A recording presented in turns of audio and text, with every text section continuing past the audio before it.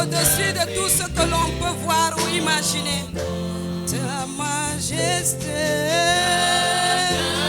s'élève au-dessus des dominations, des pouvoirs et autorités.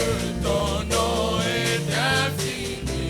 Ta majesté, ta majesté, s'élève au-dessus de nos situations. Alléluia. Ta majesté, ta majesté. Oh Dieu.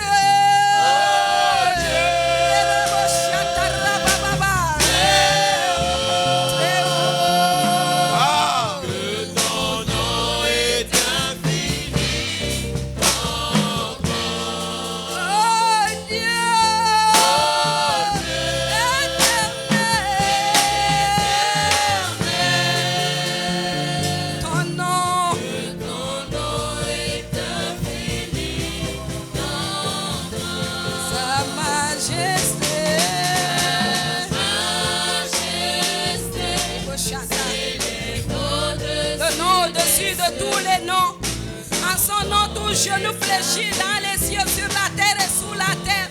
Ce matin, tout genou des problèmes fléchis. Alléluia, car sa majesté s'élève au-dessus des cieux. Au-dessus des cieux, ton nom est infini. Gloire à Dieu, alléluia. Ah, ce nom est grand. Gloire, gloire. Tu peux adorer ce grand Dieu ce matin. Est-ce que tu peux adorer ce grand Dieu ce matin?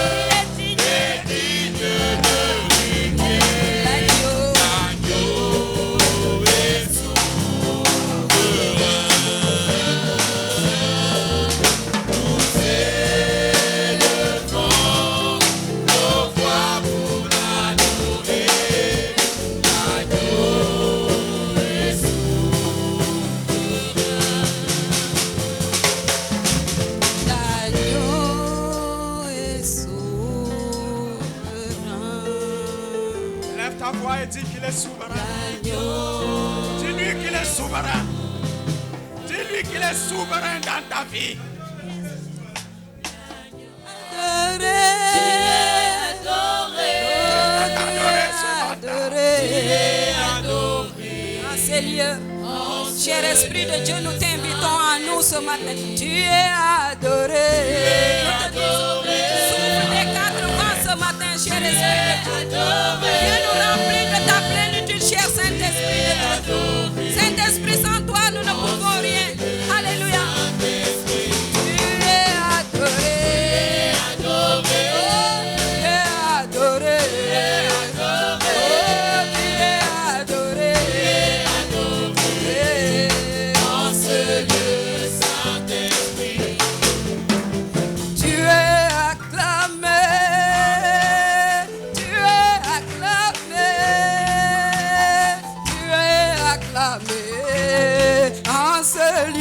Saint-Esprit, tu es acclamé, acclamé, acclamé,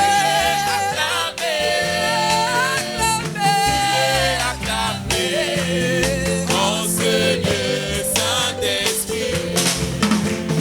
Tu es accueilli, je t'aime Saint-Esprit, tu es accueilli, tu es accueilli en ces lieux. Saint-Esprit, tu es accueilli,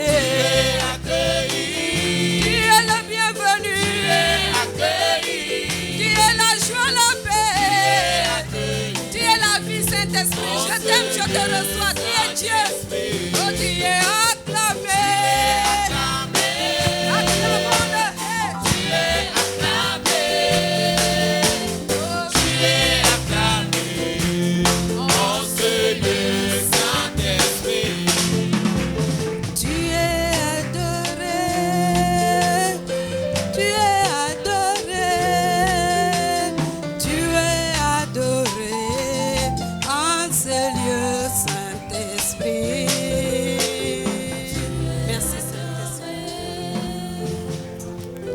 Il est le Tout-Puissant. Il est Alpha et il est Oméga. Il est le Dieu d'Abraham, le Dieu d'Isaac, le Dieu de Jacob. Il a vaincu la mort. Le tombeau est vide. Le troisième jour, les femmes qui sont allées très tôt au tombeau ont constaté que Jésus n'était plus présent dans la tombe. Il était déjà ressuscité. C'est pourquoi il va dire, mais l'ange va dire, mais pourquoi cherchez-vous celui qui est vivant parmi les morts? Il est vivant à jamais. Il est avec nous. Il nous soutient. Et nous nous rassemblons ce matin, Seigneur, pour célébrer la victoire de la vie sur la mort. Nous nous rassemblons ce matin, oh Dieu, pour dire que Christ est vivant et il est le sauveur de l'humanité. Nous nous rassemblons ce matin, oh Dieu, comme des ambassadeurs du royaume céleste sur la terre. Pour que la terre entière sache que le dimanche matin, Christ est ressuscité. Et qu'il est vivant.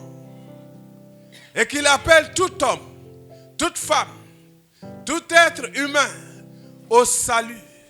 Par sa mort et par sa résurrection, l'accès à la vie est possible. Et ce matin, nous voulons témoigner ensemble par nos cantiques, par nos prières, par la prédication, par l'école de dimanche, par la chorale, que Christ est vivant. Il est plus que vainqueur. Maintenant, Seigneur, sois l'alpha et l'oméga de ce service. Maintenant, Seigneur, conduis le service à travers ton serviteur désiré. Maintenant, Seigneur, parle au peuple à travers ton serviteur qui va nous parler, Enikoy. Maintenant, Seigneur, que les anges et les archanges descendent du ciel se mélanger à cette chorale pour que la louange et l'adoration montent comme un parfum de bonne odeur devant toi. Maintenant, Seigneur, que ceux qui sont en chemin, qu'il y ait un tapis du sang de l'agneau devant leur pas jusqu'à ce qu'ils arrivent dans ces lieux. Et nous déclarons que les portes de ces lieux sont appelées portes de paix et les murs, murs de salut au nom de Jésus-Christ. Sois glorifié pour ce service.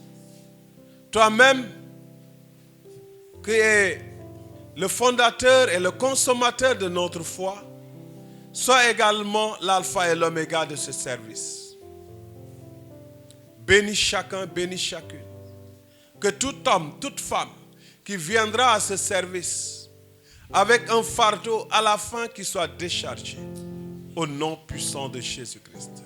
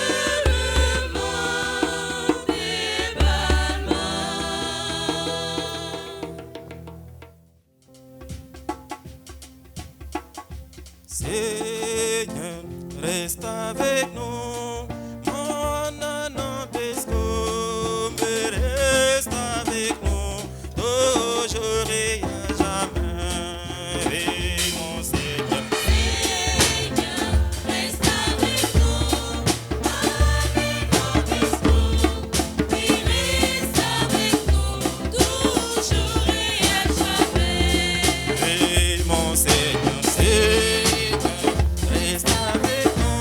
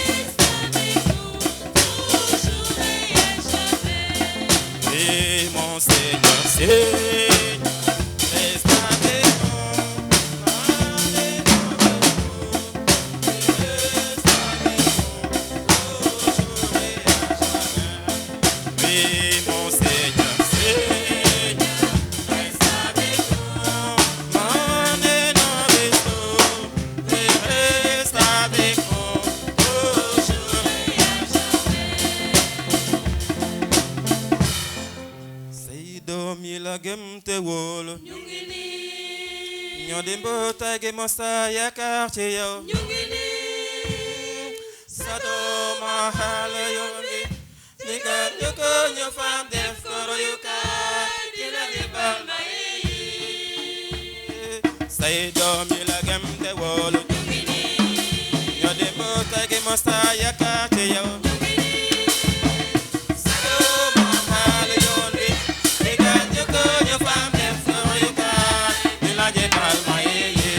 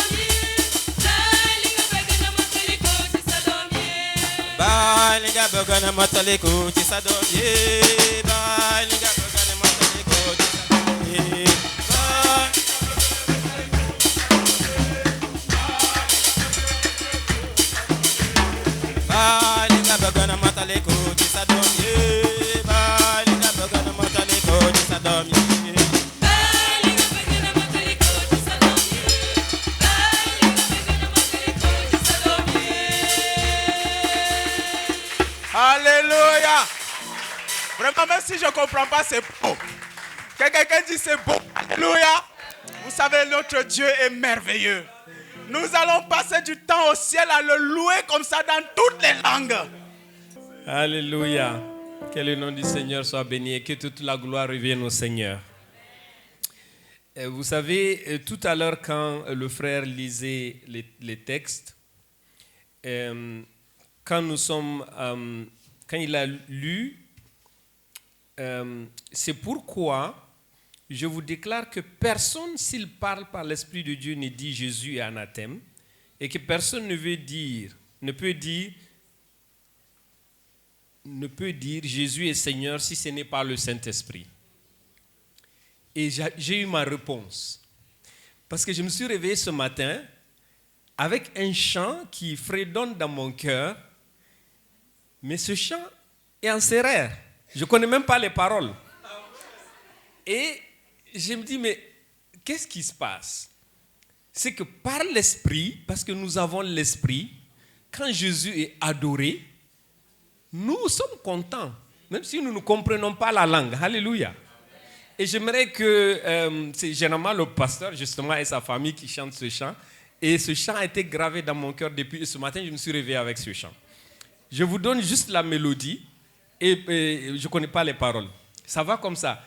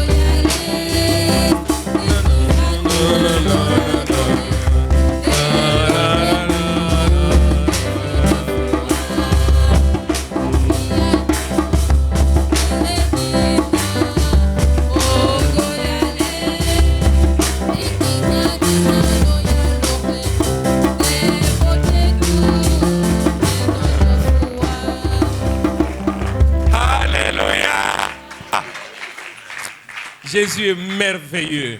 La vie en Christ, elle est merveilleuse.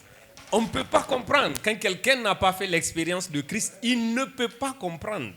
C'est tout simple. Hein? Donc, il ne faut pas juger les gens qui n'ont pas expérimenté la vie en Christ. Il y a des choses qu'ils ne peuvent pas. Ce n'est pas qu'ils ne veulent pas. Ils ont l'incapacité de comprendre. Alléluia. Il y a des choses que le Saint-Esprit nous dit et nous fait expérimenter que souvent on n'a pas les mots pour expliquer. On n'a pas les mots. C'est juste extraordinaire. Ce matin, nous allons parler des dons spirituels. Et avant de parler des dons spirituels, j'aimerais quand même faire un petit rappel sur ce que le pasteur a partagé la semaine passée, et peut-être même c'est des semaines avant, sur les talents. Sur les talents. Et nous allons continuer notre progression dans la question des dons spirituels. Et le pasteur disait la semaine passée que les talents, nous venons tous au monde avec des talents. Donc, quand Dieu nous envoie au monde, il nous donne des provisions, des ressources. Donc, il donne à chacun une mission. Et cette mission est accompagnée de talent. Et elle est accompagnée de passion. Et c'est pourquoi, même ceux qui ne connaissent pas Christ, ils viennent au monde avec une mission. Et ils ont un talent pour ça. Et ils ont une passion pour ça. Donc, s'ils découvrent leur mission et qu'ils travaillent et aiguisent leur talent, ils vont impacter le monde. Ils vont changer le cours de l'histoire. Pourtant, ils ne connaissent pas Christ. Donc, imaginez. Et j'ai aimé ce que le pasteur a dit. Si quelqu'un, il a un talent, mais vous n'avez pas ce talent, mais parce que vous connaissez Christ, vous voulez compétir avec lui. Mais c'est comme si j'ai dit aujourd'hui, bon, parce que moi je suis chrétien, j'ai le Saint-Esprit, je veux compétir en musique avec Youssou N'Dour. Vous comprenez? Il va me battre. Mais si on dit, Alors, on va faire compétition de louange, adoration. Qui va gagner? Mais je vais gagner, Youssou. Alléluia. Alléluia. Parce que les domaines ont changé. On est rentré dans un domaine que lui n'est pas là-bas. Même s'il a le talent. Donc, quand Dieu donne les talents à tout le monde qui vient, maintenant quand on vient en Christ, on a les talents, d'accord? Mais maintenant Dieu nous fait des dons. Alléluia. Donc il ajoute aux talents. D'accord? Et nous allons voir les dons servent à quoi? Pourquoi Dieu donne les dons? Et aussi, plus tard, nous allons discuter la différence, c'est pourquoi nous avons lu le texte sur les ministères. Parce que souvent, nous faisons la confusion entre les dons et les ministères. C'est des choses différentes. D'accord? Donc, Dieu a fait des dons à nous, à l'Église. Maintenant, pour revenir aux dons, parce que déjà, je ne vais pas reprendre le message du pasteur, il a vraiment, j'étais béni la semaine passée, il a bien expliqué que le talent, on donne le talent, il y a un principe d'équité, ok? Pas d'égalité. Donc Dieu ne donne pas à chacun la même chose et la même quantité. Dieu donne à chacun selon ses capacités. D'accord? Et quand on regarde dans Luc 19, à partir du verset 12 au verset 27, dans la parabole de talent, là, ce qui est expliqué est un principe. Il faut bien comprendre. C'est un principe. Et ce principe s'applique aussi aux dons. Il dit, il les a appelés, il a donné un talent à un, 2 talents à un, à l'autre, 3 talents, selon leur capacité. Selon leur capacité. Si c'est lui qui a reçu un talent, s'il avait travaillé convenablement, il allait recevoir les mêmes éloges que celui qui a reçu 5 talents et qui les a transformés à 10. Parce qu'il sait qu'il a reçu, il l'a utilisé de façon optimum. Maintenant, lui, malheureusement, c'est tombé sur lui que non seulement il a reçu un talent, mais il est parti l'enterrer et le mettre sous le sol. Donc, il n'a pas donné le talent pour l'usage pour lequel le talent a été donné. Et c'est là que le Seigneur lui a dit, tu es un serviteur méchant. Donc, premièrement, ce qu'il faut retenir, c'est que les dons, quand on parle des dons spirituels, ils ont un critère. Les talents sont donnés à tout le monde. Mais le don spirituel a un critère. C'est quoi le critère du don spirituel? C'est qu'il faut être chrétien. Maintenant, je ne parle pas, les païens reçoivent leur... Parce que ça c'est important, c'est pourquoi au début Paul a dit, quand vous étiez païen, dans le texte qu'on a lu, vous donnez à vos idoles. Et ça c'est aussi quelque chose d'important qu'il faut clarifier. Souvent, nous faisons la confusion entre la foi et la spiritualité. D'accord? La foi et la spiritualité. La spiritualité, comme vous le savez, les païens ont une spiritualité. Elle n'est pas la même que la nôtre, mais ils ont une spiritualité. Nous avons une spiritualité, mais par le Saint-Esprit. Donc, ce qui fait que, premièrement d'abord, le Saint-Esprit, son premier rôle, c'est de nous convaincre du péché, de justice et du jugement. Pour nous amener à la foi. Donc, il nous amène à la foi, à croire en Jésus. D'accord? Donc, il amène les païens à croire en Jésus. Maintenant, quand les païens ont cru en Jésus, maintenant, il a le rôle de nous conduire dans la nouvelle vie. D'accord? Donc, avec la parole de Dieu, quand nous lisons la parole de Dieu, nous ne comprenons pas, le Saint-Esprit est là, comme notre ami, comme notre conseiller, comme notre enseignant, pour nous l'expliquer. Parce que la Bible dit, la foi vient de ce qu'on entend, et ce qu'on entend vient de la parole de Dieu. D'accord? Donc, un enfant qui est né dans une famille, et on lui dit toujours que ça c'est blanc, et ça c'est noir. Ça c'est noir. Si je prends Johanna, On lui dit ça c'est noir, ça c'est noir. Qu'est-ce que vous pensez qu'elle va croire? Que ça c'est noir. Parce que c'est ce qu'elle a toujours entendu. Donc ce qu'elle croit vient de ce qu'elle entend. Maintenant, quand nous venons à Christ et que donc le Saint-Esprit, quand nous lisons la parole de Dieu, non seulement nous lisons avec nos yeux, mais il y a quelque chose qui nous parle. Est-ce que je suis le seul qui a fait cette expérience? Alléluia. Quand le pasteur prêche, il y a ce que je dis, mais il y a ce que le Saint-Esprit dit à chacun de façon différente, selon ce qu'il a besoin. Alléluia. Selon ce qu'il a besoin. Celui qui a besoin du lait va recevoir le niveau du lait. Celui qui est à niveau de la nourriture solide va recevoir de la nourriture solide au-delà de ce que je dis. Peut-être la personne va recevoir un message que plus tard, moi, il va m'enseigner par rapport à ce que j'ai dit, par rapport à ce message. Parce que lui, Dieu va l'amener à un niveau de révélation plus élevé. Ça, c'est le travail du Saint-Esprit. Il est docteur, il connaît tout le monde, il connaît la parole, il connaît Dieu et il nous donne selon ce que nous avons besoin. Ça, c'est son rôle. Donc, nous marchons avec lui. Donc, dans notre marche avec Dieu, nous tombons et on se relève. Maintenant, il y a le revêtement de l'esprit pour le ministère, pour le travail, que dans Actes 1:8, comme vous le savez, Jésus a dit à ses disciples, ne bougez pas.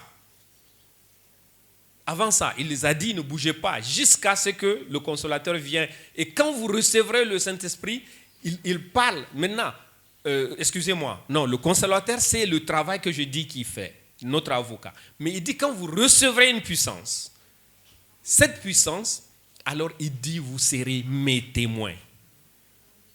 Ici à Jérusalem, dans la Samarie et dans le reste du monde. Donc ça, c'est fait pour le service.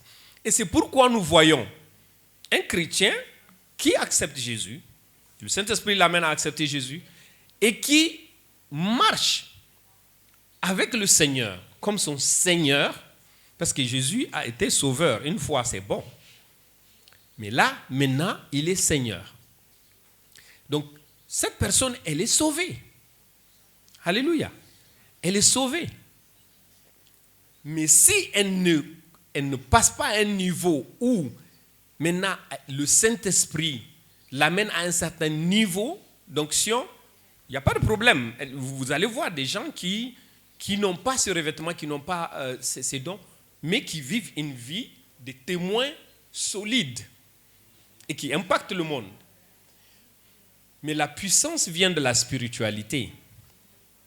Donc vous avez maintenant, le Saint-Esprit avec l'onction, maintenant donne la puissance. Il dit, vous recevrez une puissance et vous serez mes témoins. Et ça, ce serait une autre dimension de la vie du chrétien. Nous avons parlé maintenant les dons. Dans le passage que nous venons de lire, on parle de la parole de sagesse, parole de connaissance, la foi. Donc là, ce n'est pas la croyance, c'est une foi vraiment extraordinaire, de croire à l'impossible. Et les dons de guérison, les dons de miracles, les dons de prophétie, les dons de discernement des esprits, les dons des langues et l'interprétation des langues. Maintenant, ici, quand vous voyez dans le texte, on a mis ensemble la diversité des langues et l'interprétation des langues. Donc nous avons le parler en d'autres langues et le parler en langue. Voilà. Maintenant, le parler en langue, Paul le dit clairement. Il dit, quand je parle en langue, je ne parle pas aux hommes, je parle à Dieu. N'est-ce pas? Il dit, je préfère dire une prophétie que les gens comprennent que de leur parler en langue. Il dit, si vous mettez tous à parler en langue dans une église et qu'il y a quelqu'un qui rentre dans l'église, mais il va dire, mais ces gens-là sont fous. N'est-ce pas? Mais quand vous dites une prophétie, ça édifie la personne. Ça, et lui-même, il dit, je parle en langue plus que vous tous. Maintenant, ce parler en langue là, il est donné pour soi, pour l'édification, pour la construction de notre homme spirituel. Alléluia. La construction de notre homme spirituel. Ce n'est pas un langage à interpréter. On se construit. Vous faites l'expérience, vous rentrez dans votre chambre, vous fermez, vous parlez en langue pendant 2 heures. Vous allez voir la différence. Vous allez sentir la différence. Tout de suite, le Saint-Esprit va commencer à vous conduire dans certaines choses. Quand je dis certaines choses, bien sûr, qui glorifient Dieu, la parole de Dieu, il va vous donner des pensées, il va vous donner... C'est pour vous, en fait, c'est pour votre accroissement spirituel, pour que vous deveniez un géant spirituel. Alléluia. Donc ça, c'est pour que vous deveniez un géant spirituel. Donc c'est comme l'exercice physique, vous faites la musculation. Alléluia. Hein? Donc spirituellement, c'est à ça que sert le parler en langue. Et ils vont ensemble avec la parole. Donc la parole et le parler en langue. Maintenant, il a parlé de ceux qui ont reçu les dons de parler diverses langues. Et cela, quand il parle de ça, ça s'accompagne de interprétation. Et souvent, là, on fait la confusion. Quelqu'un est en train de parler en langue, et une autre personne se lève et dit, j'ai l'interprétation. Vous voyez, Dieu, ce qu'il fait, et comme je l'ai dit avec les pasteurs l'autre jour, il n'y a aucun moment de l'histoire qui a surpris Dieu. Aucun moment de l'histoire. Au moment où le latin ou le grec était la langue puissante au monde, il a permis que sa parole arrive là-bas. Vous voyez? Quand l'Église a été envoyée à Rome, et les chrétiens ont été persécutés, et le christianisme s'est agrandi, c'était le latin qui était la langue. Quand l'écriture a été inventée, la parole de Dieu était l'une des premières à être écrite, imprimée. Et aujourd'hui, nous avons l'électronique, la parole de Dieu encore est là. Quand les apôtres ont parlé en d'autres langues, la Bible nous dit que les gens les entendaient et ils disaient, mais comment se fait-il que ces gens-là parlent dans notre langue en disant des merveilles à Dieu?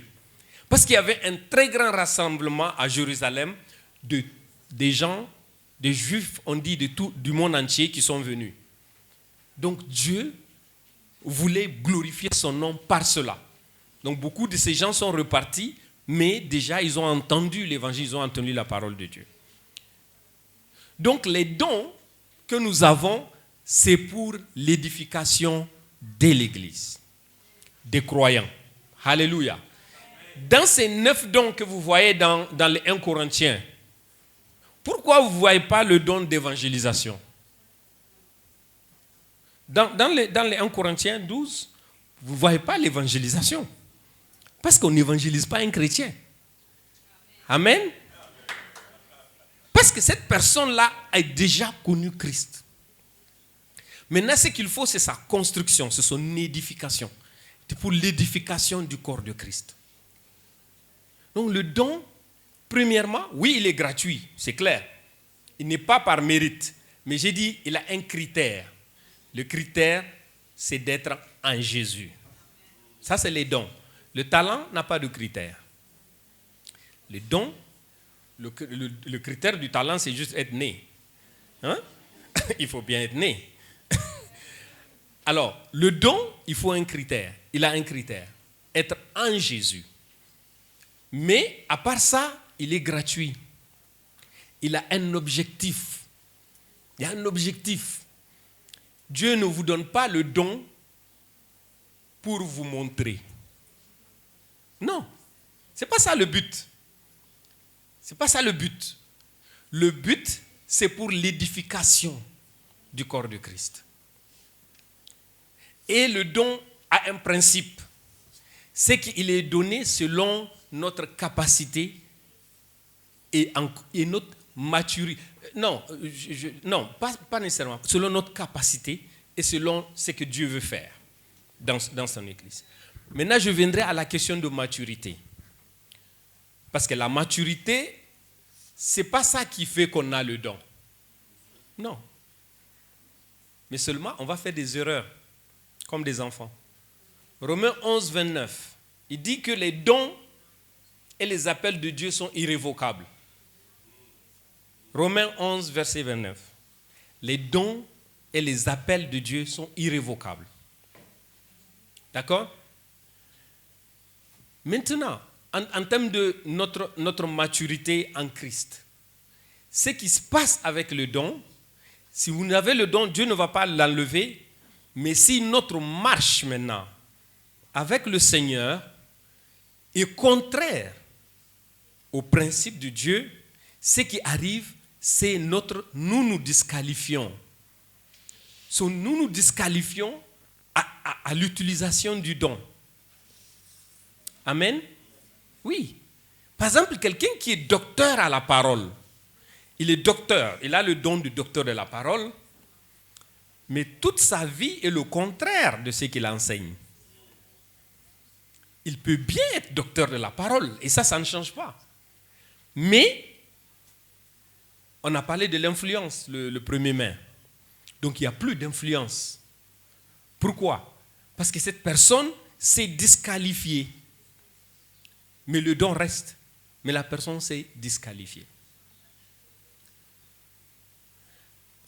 Maintenant que ça soit le talent, par exemple, là, pour des gens qui n'ont pas Christ, il faut savoir que le talent ne dépend pas, le talent ne dépend pas de votre position sociale. N'est-ce pas? Ça ne dépend pas de votre position sociale. Vous pouvez être extrêmement riche, comme le jeune homme dans la Bible, mais il ne connaît pas Jésus. Maintenant, il a son talent dans le monde, mais il ne connaît pas Jésus. Donc, il n'est pas rentré dans la maison.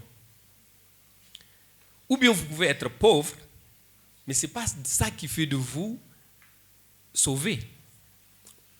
On n'est pas sauvé parce qu'on souffre. Non, on est sauvé parce qu'on a accepté Jésus comme Seigneur et Sauveur.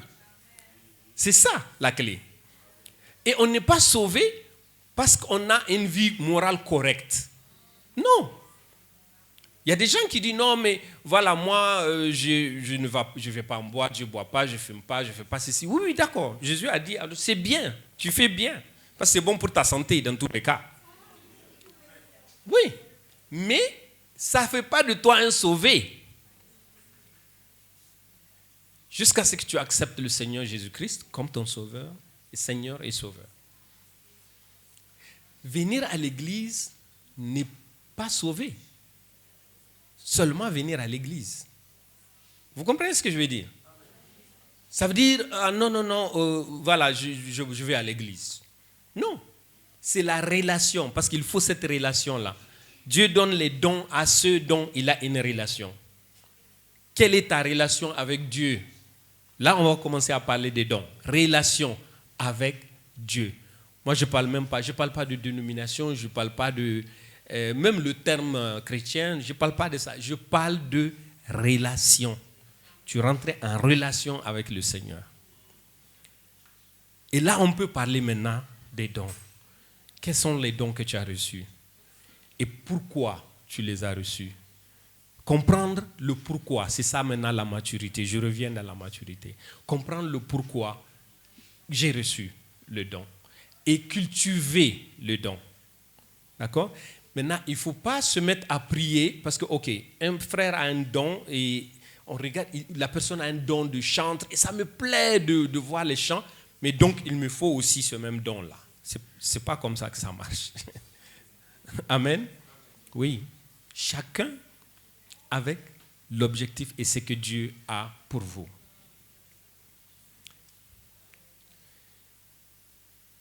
Maintenant, pour les ministères, ça, on a développé ça surtout avec les pasteurs, mais c'est bon que l'Église comprenne. En termes de diversité de ministères, il a parlé des apôtres. Dans Éphésiens 4, on a lu Éphésiens 4, verset 11, n'est-ce pas?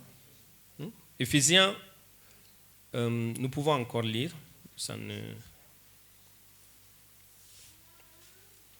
Si quelqu'un trouve La personne peut lire. Hein? Éphésiens 4, verset 11. Verset 11. Et il a donné les uns comme apôtres, les autres comme prophètes, les autres comme évangélistes, les autres comme pasteurs et docteurs. Alléluia. Est-ce que vous remarquez ici une nuance? Il n'a pas dit, il a fait des dons à certains pour qu'ils soient apôtres, pour qu'ils soient prophètes, pour qu'ils soient évangélistes, pour qu'ils soient enseignants. Amen. C'est eux-mêmes qui sont un don. Amen. Pour l'Église, pour le ministère. Donc les apôtres sont un don pour le ministère. Les prophètes sont un don pour le ministère. Les pasteurs sont un don pour le et les enseignants. Dans d'autres versions, on dit docteurs. D'accord? Les docteurs de la parole, à qui Dieu a donné un don extraordinaire d'expliquer la parole de Dieu pour que les croyants puissent grandir dans la foi, pour que les gens comprennent les mystères de Dieu. Hein? Les mystères de Dieu. Les apôtres, c'est à qui Dieu a donné la responsabilité d'implantation de plusieurs ministères, comme on l'a vu avec Paul. D'accord? Les disciples de Jésus, ou ceux qui ont suivi Jésus, tous ne sont pas devenus apôtres, même si dans le langage on les appelle apôtres. Jacques, par exemple, c'est un pasteur. Jacques, ce n'est pas un apôtre, c'est un pasteur par ministère. Il a été fait don à l'église comme pasteur. Et le pasteur, c'est le berger des brebis. D'accord? Le berger, celui qui, de façon pragmatique, il aide le croyant dans sa marche de tous les jours, de façon pratique. La personne a accepté le Seigneur, mais la personne continue à fumer. Le pasteur est cette personne qui, ne le juge pas, mais va marcher avec lui pour l'aider. Quelqu'un a accepté le Seigneur et veut marcher avec le Seigneur, mais son conjoint reste inconverti. Ça pose un dilemme. Le pasteur, c'est lui qui accompagne. Donc, cette affection, parce que l'expérience de l'amour de Jésus, l'expérience des pas à pas, des choses pratiques, ça c'est le pasteur. Le pasteur, c'est comme le counselor, c'est comme c'est le confident, c'est la personne qu'on sait que si j'ai dit mon secret à mon pasteur, ça reste entre nous. Parce que cette personne, son ministère, il va entendre tous les problèmes de tout le monde. Mais Dieu lui donne cette sagesse. D'accord? Dieu lui donne cette sagesse. C'est pourquoi j'ai parlé. Les dons sont à part. Ok? Les prophéties, la sagesse, etc., etc. Mais Dieu va lui donner une sagesse extraordinaire, un don extraordinaire, de pouvoir supporter les gens, une patience qui va le dépasser, la patience. Et Dieu va lui donner une générosité de partager le peu qu'il a avec les gens. Dieu lui donne aussi, mais en le faisant, je ne dis pas qu'il se dépouille, parce que Dieu aussi va donner. Et Dieu va lui donner cette disponibilité. Tel est malade, lui, il est déjà parti. D'accord? Dieu va lui donner le cœur pour prier pour les gens. Maintenant, comme je disais tout à l'heure, Jacques est responsable de l'église de Jérusalem. Mais aujourd'hui, avec les ministères, on peut avoir, et c'est la compréhension de la diversité des ministères, elle est importante, pour que nous nous supportons les uns les autres. D'accord? Moi, à un moment de ma vie, j'avais un qu'on appelait pasteur, bien sûr, mais lui, c'est un évangéliste. D'accord? Ne lui posez pas des questions compliquées dans la Bible. C'est un vieux français, là. Il va dire, mon frère, et la foi?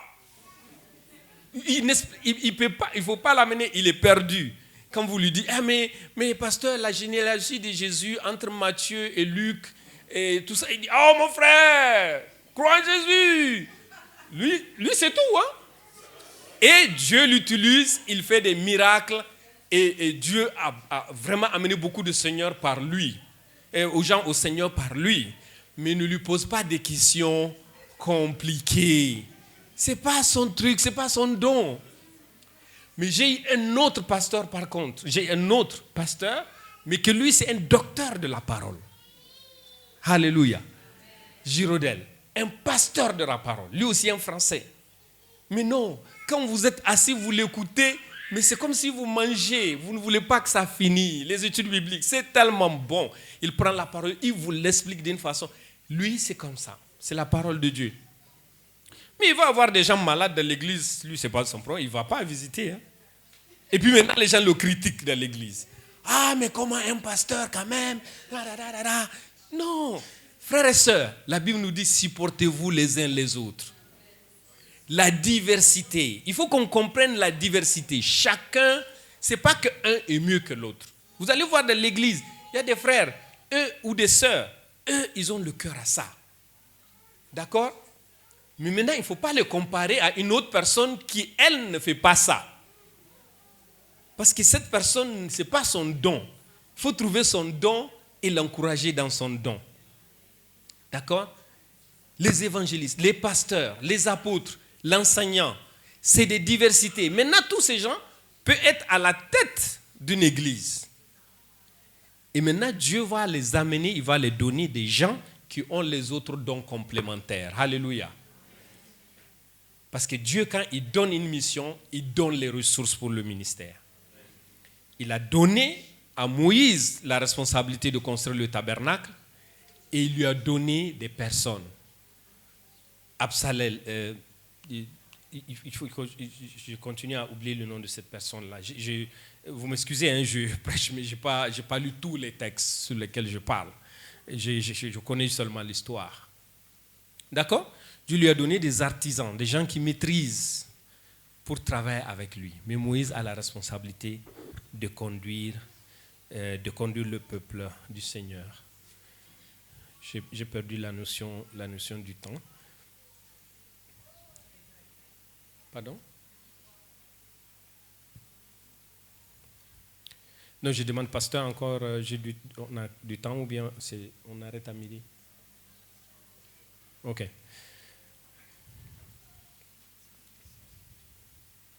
Maintenant, dans 1 Pierre 4, verset 10, il est dit, mettez au service des autres les dons que vous avez reçus du Seigneur. Et ça, c'est le plus important. Quand on a reçu et quand on ne met pas en pratique, qu'est-ce qui se passe? Le don, non seulement ne joue pas son rôle pour lequel il a été donné. Parce que chaque chose a un but. Tout ce que Dieu a créé ou a donné, il y a un but à ça. Vous voyez l'histoire du figuier. Le figuier est censé produire des fruits. Jésus marche vers le figuier. Il n'y a pas de fruits. Et Jésus a maudit le figuier. Ce n'est pas parce que Jésus a faim et qu'il est fâché. Non. Jésus enseigne un principe. D'accord? Il enseigne un principe. Tu as l'apparence, mais tu n'as pas la substance. Alléluia. Que Dieu nous garde. Parce qu'il a dit, je vous laisse sur la terre pour être mes témoins. Être des témoins, ce n'est pas seulement prêcher pour dire, ah non, moi je suis chrétien. Dans Galates 5, on nous parle quoi? Le fruit de l'esprit. Et ça, on ne dit pas les fruits, on dit le fruit de l'esprit, mais qui est divers. Le fruit de l'esprit, il est divers. Bien que c'est un seul fruit, il y a l'amour, la joie, la paix, la patience, la bienveillance, la foi, toujours, se retrouve là, la douceur, la maîtrise de soi, la contenance. Ça veut dire, vous êtes au service, vous êtes au bureau, quelqu'un vous rencontre. Vous êtes la personne la plus impatiente. D'accord? Il faut prier. Non, il faut prier. Je suis au sérieux, ce n'est pas, je ne vous juge pas, mais il faut prier pour ça. Parce que le Saint-Esprit va vous aider avec ça. Parce que les autres qui vous rencontrent n'expérimentent pas. Donc si vous êtes le plus impatient de votre bureau ou des gens que vous rencontrez, et après même qu'ils apprennent que vous êtes chrétien, ils vont dire « Ah bon? Lui, il est chrétien ?» Vous voyez un peu. Mais ça ne veut pas dire que vous n'êtes pas sauvé, hein, vous êtes sauvé. Mais ce fruit n'est pas goûté par les gens. D'accord? Ce n'est pas goûté. Les gens n'ont pas goûté ça, à ce fruit-là, en vous. La joie de Dieu, au-delà, on peut avoir des difficultés, mais la joie de Dieu, elle est spéciale. La joie du Saint-Esprit, elle est spéciale. Amen. Elle ne dépend pas des circonstances. Au milieu de la fournaise, il va vous donner cette joie.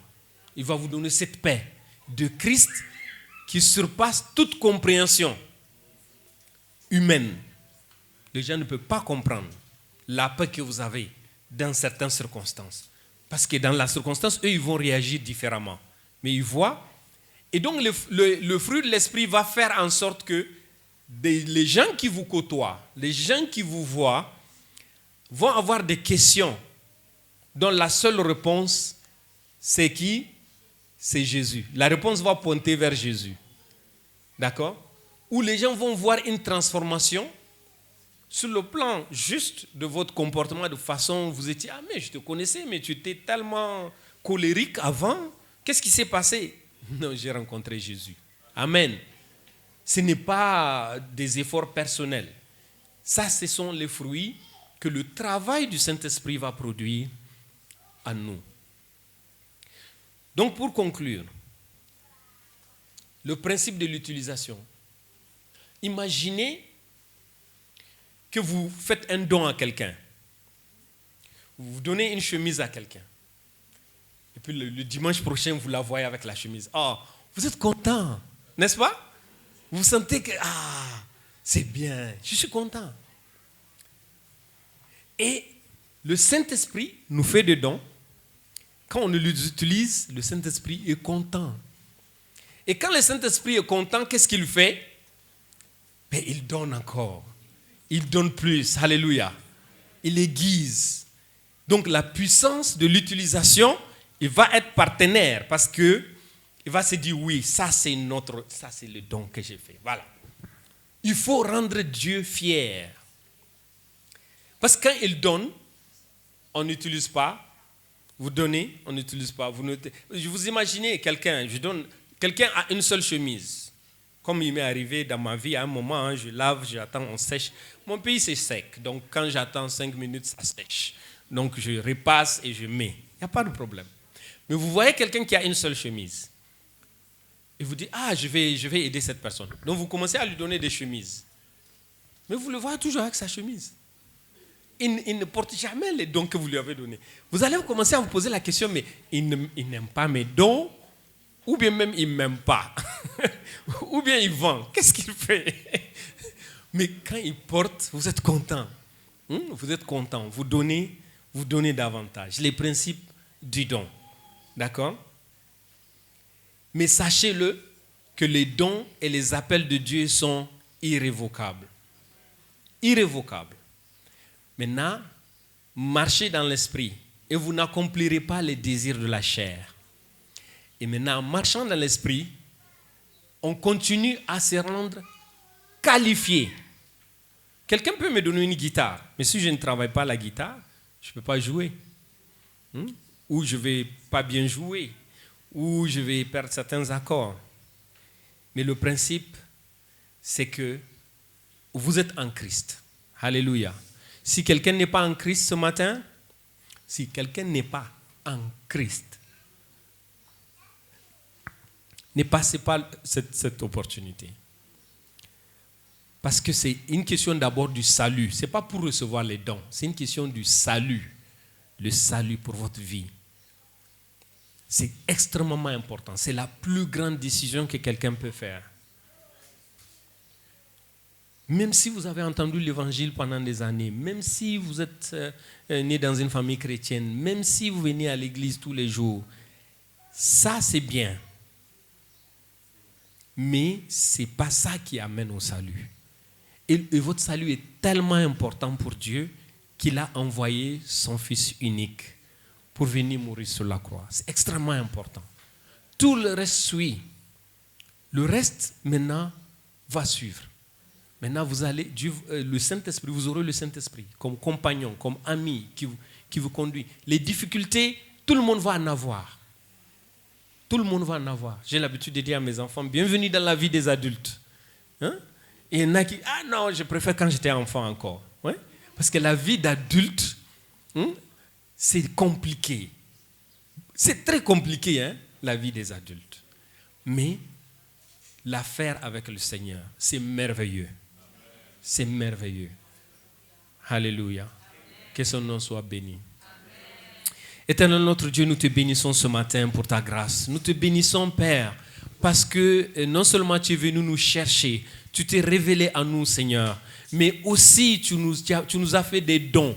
Et tu as fait des dons aux autres frères et sœurs pour qu'en tant que communauté, nous puissions te connaître, marcher avec toi, vivre avec toi, tomber et nous relever, Seigneur. Parce que toi, tu es là pour nous rendre meilleurs, afin que tu présentes ton Église comme une épouse, sans tache ni ride ni rien de semblable.